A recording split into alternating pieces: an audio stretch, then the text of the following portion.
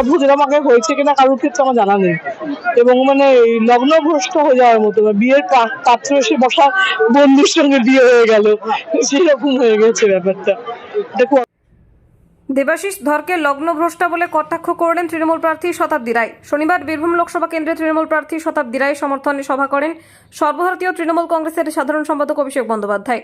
সভার শেষে বিজেপি প্রার্থী দেবাশিস ধরের মনোনয়ন বাতিল প্রসঙ্গে শতাব্দী রায় বলেন, খারাপ লাগছে, তিনি থাকলেও তার জয় নিশ্চিত। মনোনয়ন বাতিল নিয়ে আদালতের দ্বারস্থ বিজেপি প্রার্থী। কিন্তু আমি বারবার বলেছি যে আমার খারাপ লেগেছে, একজন নমিনেশন অবধি পৌঁছে একটা মানুষ যদি সেমিফাইনালে গিয়ে ফাইনালে আটকায়, সেরকম একটা খারাপ লাগা আছে। কিন্তু এটা অদ্ভুত, এরকম আগে হয়েছে কিনা কারোর ক্ষেত্রে আমার জানা নেই। এবং মানে লগ্ন ভ্রষ্ট হয়ে যাওয়ার মতো, বিয়ের পাত্র এসে বসা বন্ধুর সঙ্গে বিয়ে হয়ে গেল, সেরকম হয়ে গেছে ব্যাপারটা। এটা খুব অদ্ভুত কাণ্ড, কিন্তু দুঃখের।